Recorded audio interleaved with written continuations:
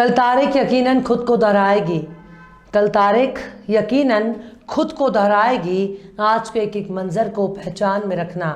सलाम, नमस्ते, सत श्री अकाल। मैं हूँ आपके साथ हर्षिता मिश्रा और आप देख रहे हैं टाइम्स मेल। कहते हैं कि ऊपर वाला जब भी देता है छप्पर फाड़ कर देता है और जब वसूलने लगता है तो शरीर की चमड़ी भी उतार लेता है। लेकिन ऊपर वाला इस वक्त तुर्की को छप्पर फाड़ कर खजाने दे रहा है, खासकर जब पूरी दुनिया में मंदी का दौर चल रहा है। ज़्यादातर देशों की माली हालत कमज़ोर हो रही है, लेकिन तुर्की की दौलत में बेहिसाब इजाफा हो रहा है। इसे ही कहते हैं ऊपर वाले की मदद, क्योंकि तुर्की एक के बाद एक कई खजाने हासिल कर रहा है। एक के बाद एक तुर्की की ताकत में इजाफा हो रहा है और एक महीने के भीतर ही तुर्की को एक और ताकत हाथ लगी है। ये वो ताकत है जिसके लिए अमेरिका कुछ भी कर सकता है, किसी भी देश पर कब्जा कर सकता है। इस ताकत के लिए अमेरिका जंग शुरू कर सकता है। ये वो ताकत है जिसके लिए अरब के देश अमेरिका के आंखों के तारे बने हुए हैं। तुर्की के हाथ एक बड़ी ताकत लगी है, जिसके बाद तुर्की के खजाने लबालब भर गए हैं। किसी ज़माने में जब तुर्की की बर्बादी का दौर चल रहा था, तब उसके एक के बाद एक शहर हाथ से निकलते जा रहे थे।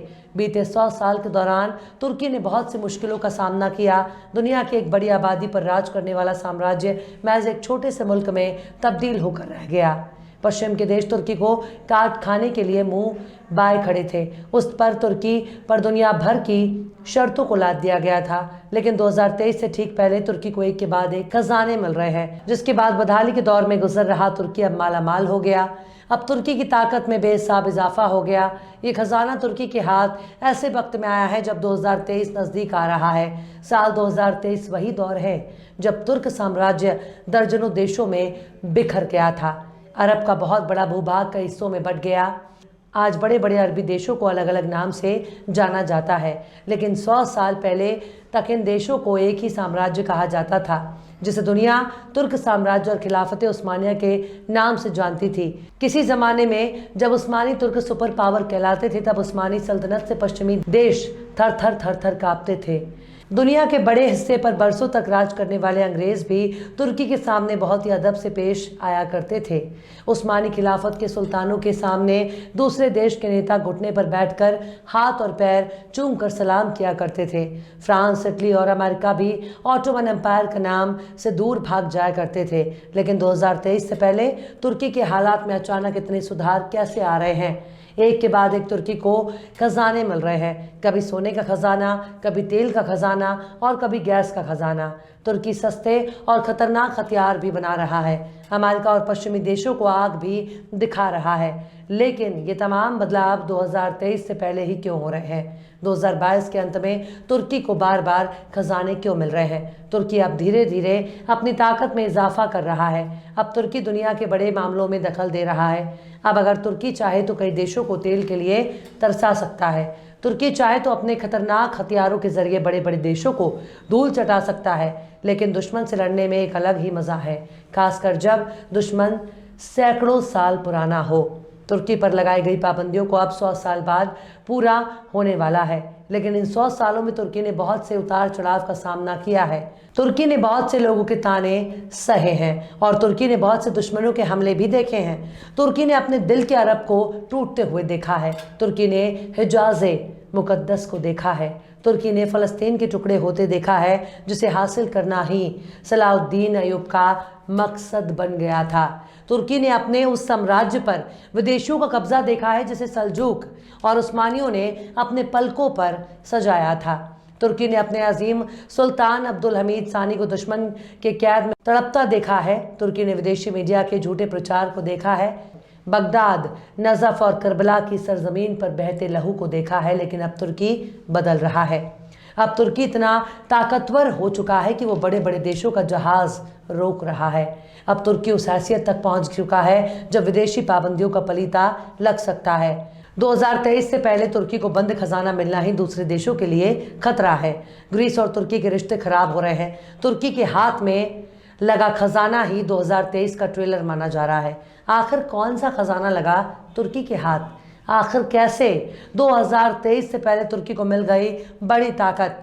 आखिर कैसे तुर्की को एक के बाद एक मिला खजाना, बताएंगे आपको और भी बहुत कुछ। लेकिन आप अगर हमारे चैनल पर नए हैं और पहली बार हमारी वीडियो को देख रहे हैं तो आप हमारे चैनल टाइम्स मेल को सब्सक्राइब कर लें, वीडियो को लाइक कर दें और बेल आइकन का नोटिफिकेशन बटन भी प्रेस कर दें ताकि बिना देरी हमारी हर खबर आपको मिलती रहे। लौटते हैं अब खबर की तरफ। तुर्की ने ऐलान किया है कि उसे काला सागर में 58 बिलियन क्यूबिक मीटर एक नए नेचुरल गैस का भंडार मिला है। राष्ट्रपति रजब तैयब अर्दगान ने ऐलान किया है कि समुद्र में देश का कुल रिजर्व 710 बीसीएम तक पहुंच गया है। राष्ट्रपति अर्दगान ने कैबिनेट मीटिंग के बाद मीडिया से कहा है कि केकुमा एक क्षेत्र में 3023 मीटर की गहराई पर नई खोज की गई है। राष्ट्रपति अर्दगान ने कहा कि काला सागर में तुर्की के गैस रिजर्व का मार्केट प्राइस अब $1 ट्रिलियन तक पहुंच गया। अर्दगान ने कहा कि हमारी नई खोज इस क्षेत्र से सटे अन्य भूभर्गीय क्षेत्रों में इसी तरह की खोज की जा रही है। हम जल्द ही नई ड्रिलिंग शुरू करेंगे। अर्दगान ने कहा कि तुर्की सरकार भूमध्य सागर में खोजबीन पर ज्यादा गौर कर रही है क्योंकि तुर्की का मकसद तेल और गैस के मामले में आत्मनिर्भर होना है।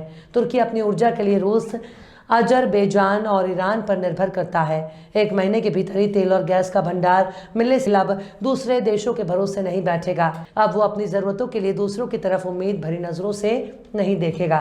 तुर्की के दुख भरे दिन अब लग चुके हैं। माना जा रहा है कि तुर्की 2023 में अब हर वो काम कर सकता है जो अब तक नहीं कर रहा था। खासकर तुर्की अब अपनी जमीन में ड्रिलिंग भी शुरू कर दी है।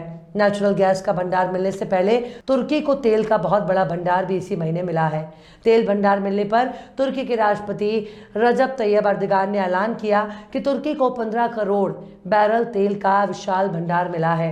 इस कच्चे तेल की कीमत तकरीबन $12 अरब बताई गई है। तुर्की को तेल और गैस के भंडार ऐसे वक्त में हासिल हुए हैं जब ग्रीस के साथ उसका समुद्र में तेल की खोज को लेकर गंभीर विवाद चल रहा है।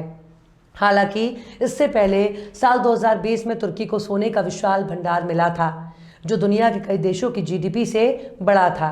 इसका वजन 3.5 मिलियन औंस यानी करीबन 99 टन मापा गया था। इसकी कीमत तकरीबन $6 अरब यानी तकरीबन 45,000 करोड़ रुपए थी।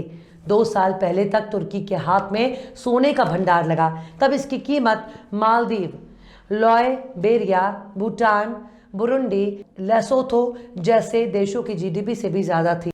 साल 2020 में सोने के भंडार की जानकारी agriculture credit cooperative of Turkey fertilizer production firm के प्रमुख फारेंटीन पोयराज ने दी थी। उन्होंने ही वहां की न्यूज एजेंसी को बताया था कि इस भंडार की कीमत करीब $6 अरब है।